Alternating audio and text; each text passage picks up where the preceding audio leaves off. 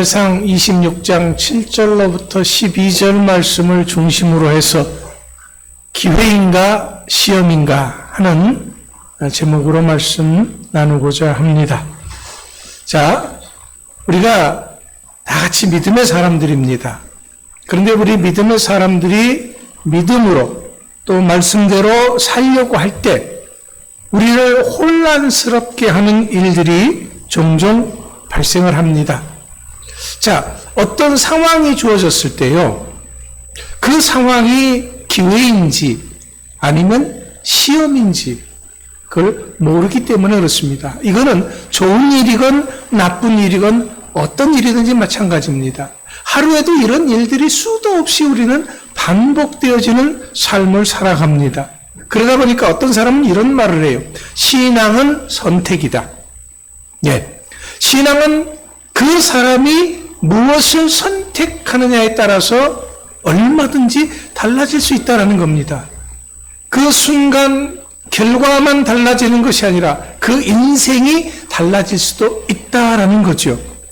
자, 근데 문제는 과연 이것이 기회인지 이것이 시험인지 모르기 때문에 우리가 혼란스럽다라는 거지요.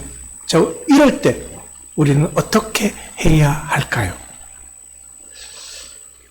오늘 본문은 이런 상황에서 우리들에게 아주 좋은 본이 되고 있습니다. 어떤 상황에서 우리가 어떤 선택을 할 건지를 우리에게 도움을 준다라는 거죠. 오늘 본문 말씀은 지난주에도 말씀을 드렸듯이 다윗이 사울 왕을 피해서 도망 다니는 그런 상황입니다. 그러니까 지금 다윗의 상황은 한마디로 어렵고 힘들고 위급한, 어떻게 보면 또 지쳐있는 그런 상황이다라는 뜻입니다. 사울 왕은 다윗이 어디에 있는지를 알게 되면은 곧바로 군사들을 총동원해서 죽이려고 했습니다. 혹시라도 다윗이 숨어 있는데 만약 이것을 신고하지 않으면 그 마을 전체가 다 몰살당하기도 했었습니다. 자, 이런 상황에서 다윗에게 사울 왕을 죽일 수 있는 기회가 왔습니다. 위기를 벗어날 수 있는, 그가 도망다니는 삶을 끝낼 수 있는 절호의 기회가 왔다라는 거지요. 그것도 한 번이 아닌 두 번씩이나 말입니다.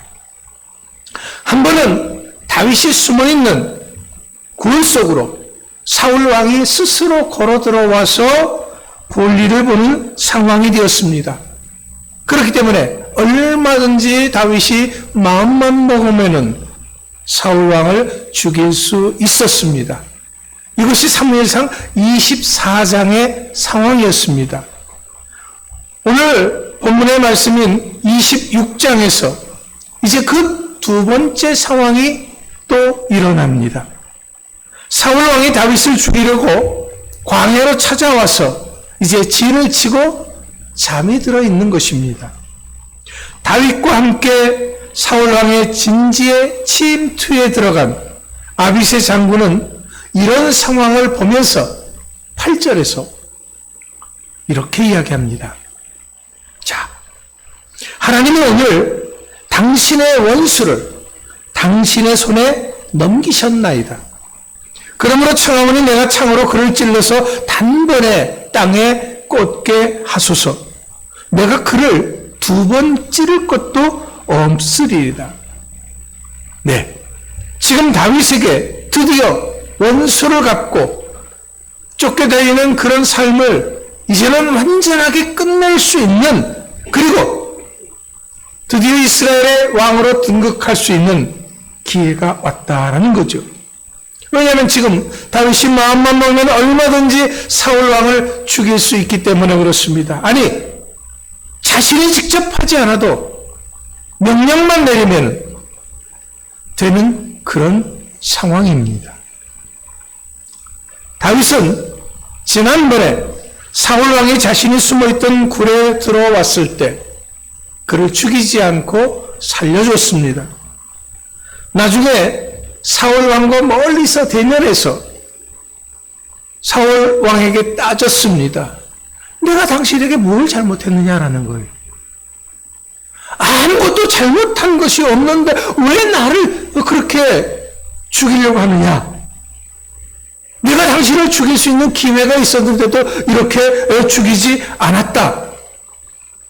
그 증거물까지 제시하면서 이야기를 했습니다.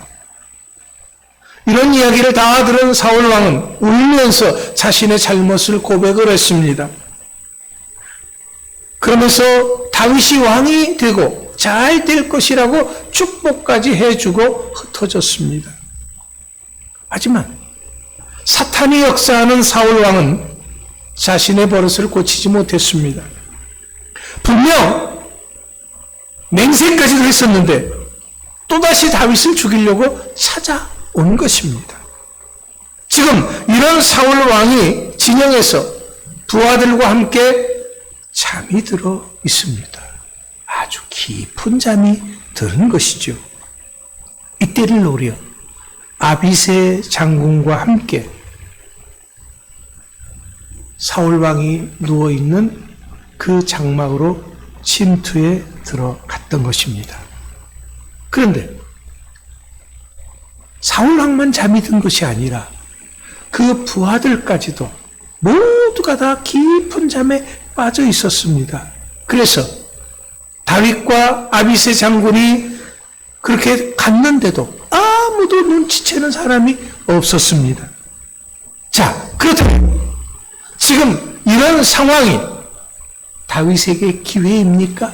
아니면 시험입니까? 만약 기회라고 한다면 어떤 기회입니까? 자, 지난번 다윗이 사울 왕을 죽일 수 있는 상황에서 살려줬습니다. 이때 사울 왕은 분명히 다시는 다윗을 죽이지 않겠다고 맹세까지 했었습니다. 그런데 지금 이것을 무시하고 또다시 다윗을 죽이려고 했습니다. 그렇기 때문에 다윗에게 하나님이 이런 사울 왕을 죽이라고 허락하신 기회입니까?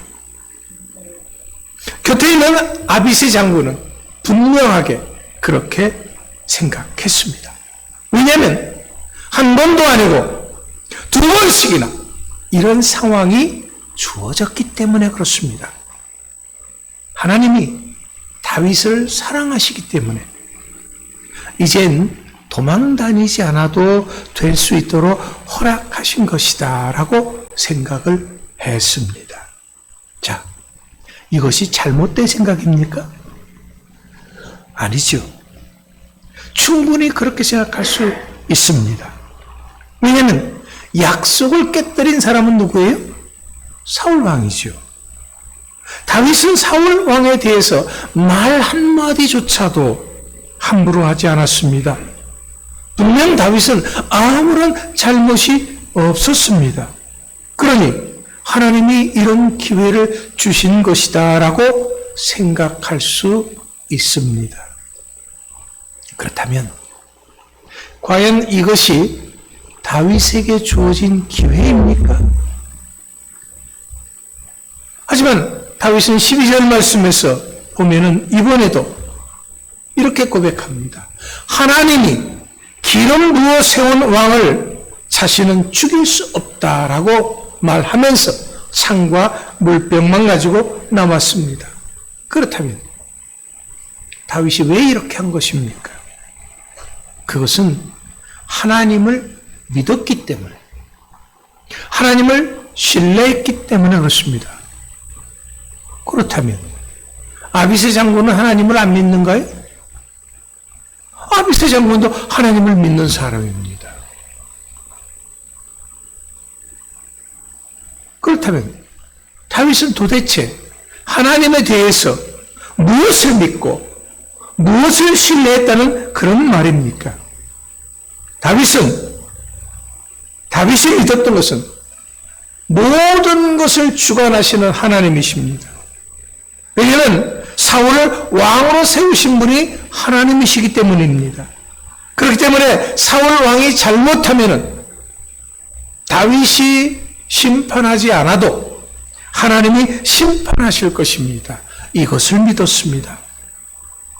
그렇다면 우리가 조금 더 다른 각도에서 한번 살펴보자라는 겁니다. 하나님께서 직접 심판하신다는 것은 하나님의 번개를 쳐서 심판하시거나 아니면 병마를 보내서 심판하시거나 하실 수도 있죠. 그런데 하나님께서 분명히 또 사람을 들어서 심판하실 수도 있습니다. 그렇다면 다윗을 통해서 심판하실 수도 있는 것 아닙니까? 이번 기회가 그런 기회라고 믿어도 되는 것 아닙니까? 하지만 다윗은 그렇게 생각하지 않았습니다. 왜냐하면 사울을 왕으로 하나님이 기름 부어 세우셨기 때문에 하나님이 직접 심판하실 것을 믿었습니다. 10절 말씀에서 이것을 분명히 하고 있는 것을 보게 됩니다. 여호와께서 그를 치시리니 혹은 죽을 날이 이르거나 또는 전장에 나가서 망하리라. 이것이 다윗의 믿음이었습니다. 이렇게 다윗은 하나님이 모든 상황에서 친히 역사하실 것을 믿었습니다. 이런 다윗의 믿음대로 사무엘상 31장에 보면은 사울 왕은 블레셋과의 전투를 할 때 길보아 산에서 죽게 되는 것을 보게 됩니다. 또 다른 다윗은 하나님을 신뢰했다라고 얘기했는데 무엇을 신뢰했다는 것입니까? 하나님은 모든 일의 주관자 되시는 분임을 신뢰했다는 것입니다. 이런 상황을 주시는 분이 하나님이시다라는 거죠. 그렇습니다. 이것은 분명한 사실입니다. 12절 말씀에 보면은 다윗의 생각이 옳았던 것을 알 수가 있습니다. 여호와께서 그들을 깊이 잠들게 하셨으므로 그들이 다 잠들어 있었기 때문이었더라. 다윗의 생각대로 하나님께서 이런 상황을 다윗에게 만들어 주셨다라는 거죠. 수많은 사람들이 있는 적진으로 두 사람이 들어가는 것을 어떻게 모를 수 있느냐라는 거죠. 이들이 투명인간도 아닌데 분명히 걸어 들어갔는데 어떻게 모를 수 있느냐라는 것. 그것은 하나님이 모든 사람들을 다 깊이 잠들게 하셨기 때문이다라는 것입니다. 다윗은 바로 이것을 추후에 의심도 없이 신뢰했던 것입니다. 나를 지키시고 보호하시는 모든 것을 주관하시는 하나님이심을 신뢰했던 것입니다. 그렇습니다. 이렇게 다윗은 하나님을 믿고 신뢰했기 때문에 사울왕을 2번씩이나 죽일 수 있는 기회가 왔음에도 불구하고 죽이지 않았습니다. 사람들은 사울왕을 죽일 수 있는 기회라고 생각했습니다. 하지만 다윗은 지난번과 똑같은 상황을 하나님을 향한 나의 믿음과 신뢰를 달아보는 시험으로 생각했던 것입니다. 그렇다면 다윗은 어떻게 이렇게 흔들림 없이 하나님의 시험을 잘 통과할 수 있었느냐라는 거죠.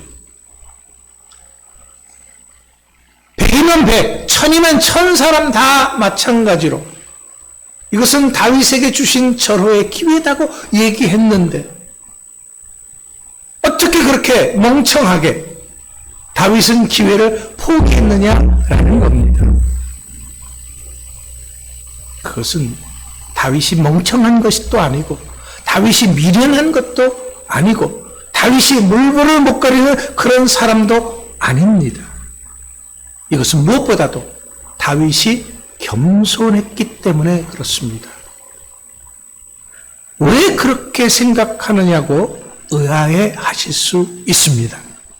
만약 다윗이 반대로 겸손하지 않고 교만했다고 한다 그러면, 자신을 높게 생각했다고 한다 그러면, 이것 봐라. 내가 한 번은 살려줬는데 두 번씩이나 나를 죽이려고 덤벼들어? 내가 누군데? 함부로 그렇게 나를 건드려 가만두지 않겠다 라고 생각했을 수 있습니다. 그렇다면 지금과 같은 이런 상황을 하나님이 주신 기회라고 생각하고 사울왕을 죽였을 것입니다. 하지만 다윗은 절대로 자기 자신을 내세우지 않았습니다. 하나님 앞에서 자기 자신은 아주 작은 종임을 그는 명심했습니다. 뒤에 우리가 읽지는 않았지만 20절 말씀에 보면은 다윗은 사울왕 앞에서 자신을 어떻게 이야기했냐면은 자기 자신은 벼룩에 불과하다. 무엇에 불과하다고요? 벼룩이요. 아주 작은 보잘것없는 벼룩에 불과하다라는 거지요. 그렇다면 본문 말씀은 오늘을 사는 우리들에게 무엇을 알려주는 말씀입니까? 이것은 오늘을 사는 우리들에게도 우리 삶에 여러 가지 주어진 상황들이 기회인지 시험인지를 모를 수 있는 그런 순간이 얼마든지 찾아올 수 있다라는 겁니다. 좋은 일이 생겼다고 해서 다 좋은 것은 아닌 거다라는 거지요. 나쁜 일이 생겼다고 해서 다 나쁜 것은 아닙니다. 내가 생각하기에 좋은 거고 내가 생각하기에 나쁜 것일 수 있다라는 거지요. 문제는 이럴 때 우리 곁에 있는 사람들은 나의 상황을 보고 이것은 나에게 준 기회다라고 말합니다. 이들이 말하는 이유와 증거들이 하나도 틀리지 않습니다. 논리가 틀리지 않아요. 이렇기 때문에 이것은 너에게 주어진 기회다. 빼도 박도 못하는 기회. 두 번 다시 안 올 것 같은 그런 기회일 수 있습니다. 하지만 사람들이 생각하는 그런 기회와 우리 믿음의 사람들이 생각하는 기회는 분명히 차이가 있습니다.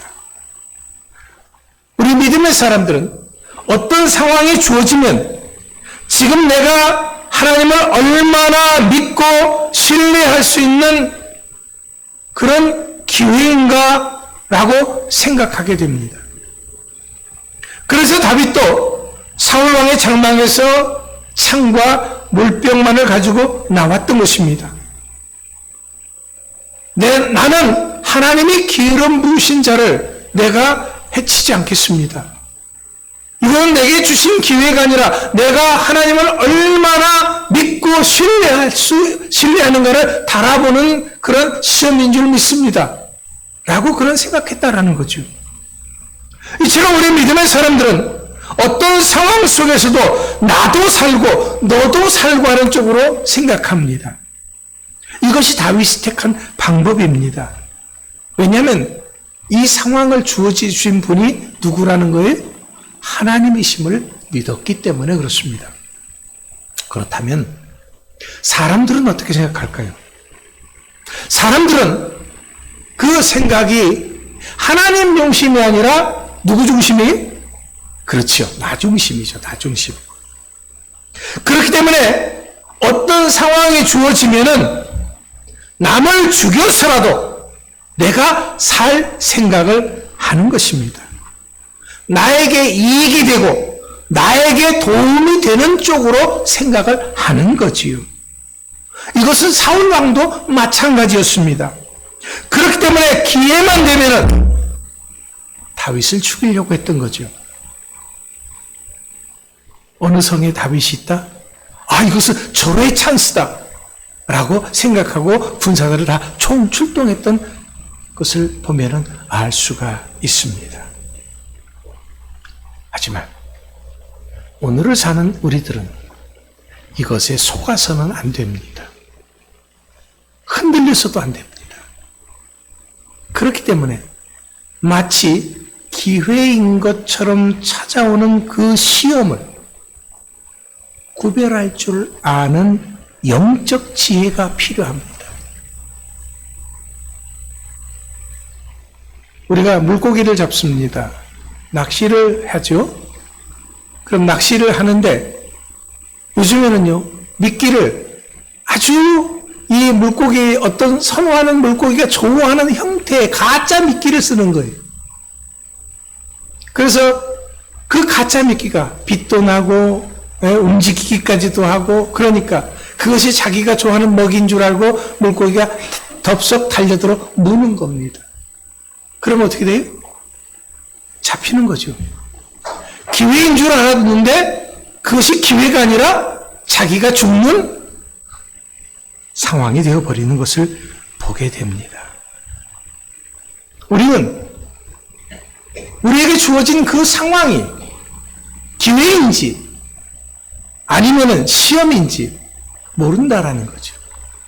그렇기 때문에 우리는 이것을 구별하기 위해서 깨어 있어야 하고 우리는 기도해야 합니다. 그래야지만이 하나님의 말씀의 인도를 받을 수가 있고 성령님의 인도를 받을 수가 있기 때문에 그렇습니다. 사람들의 말에 흔들리지 않을 수 있습니다. 아무리 사람들의 말이 100번, 1000번 옳다고 할지라도 그 상황을 행하신 하나님의 뜻이 문제인 겁니다. 함부로 결론 짓고 행동해서 후회하는 일들을 만들지 않을 수 있습니다. 세상 사람들처럼 나 중심으로 생각하고 남을 죽이고 나 사는 방법을 택하지 않을 수 있습니다. 그렇기 때문에 깨어서 기도해야 한다라는 거지요. 지금 우리는 참으로 혼란스러운 시대를 살아가고 있습니다. 도대체 무엇이 기회인지 무엇이 시험인지를 구별할 수 없는 그런 시대입니다. 이럴 때 우리 믿음의 사람들은 기준이 분명해야 돼요. 그래야지 흔들리지 않아요. 사도 바울은 우리들에게 중요한 것을 가르쳐주고 있습니다.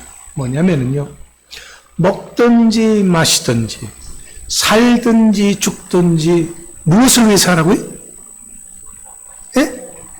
하나님의 영광을 위해서 하라고 말하고 있습니다. 예, 그렇습니다.